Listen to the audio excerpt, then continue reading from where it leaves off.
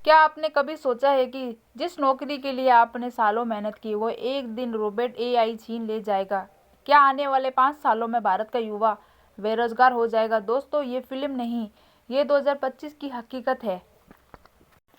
आज भारत में बेरोजगारी दर पिछले 10 सालों में सबसे ऊपर है। सीएमआई की रिपोर्ट कहती है हर 100 में से 8 से ज़्यादा युवा बेरोजगार हैं। डिग्री है पर मौका नहीं, स्किल है पर मौका नहीं।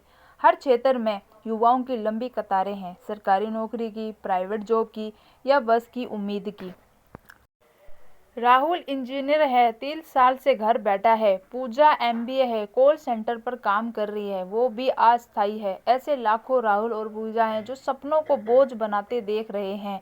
कभी जॉब के नाम पर स्कैम होता है, कभी इंटरव्यू के नाम पर ठगी होती है।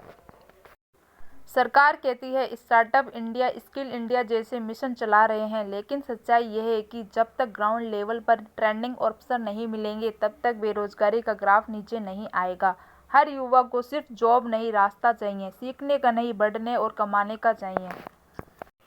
हर किसी को एक दिन अमीर बनने का सपना होता है, लेकिन क्या आपने कभी सोचा है कि लॉटरी की दुनिया के अंदर क्या चल रहा है? हर हफ्ते करोड़ों टिकट बिकते हैं, पर जीतता कौन है? क्या सच में किसी की किस्मत चमकती है या सब कुछ पहले से फिक्स होता है? पंजाब, हरियाणा, केरल में लॉटरी का कारोबार सालाना 20 करोड़ का है, लेकिन उस पैसे से गरीब को क्या मिलता है? कई ऐसे केस आए हैं जहां नकली लॉटरी रैकेट पकड़े गए हैं, लोगों से ऑनलाइन टिकट के नाम पर लाखों ठगे गए हैं। अगर आप भी लॉटरी में भरोसा रखते हैं तो एक बार पूछिए खुद से, मेहनत से ही किस्मत बनाई जाती है।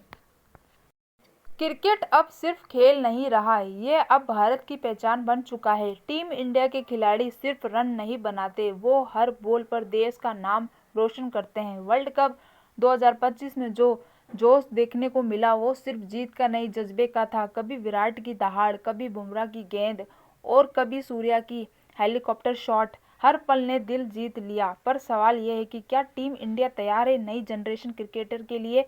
एआई एनालिसिस की टेक्नोलॉजी, कोचिंग और डेटा गेम में अब क्रिकेट भी साइंस बन चुका है।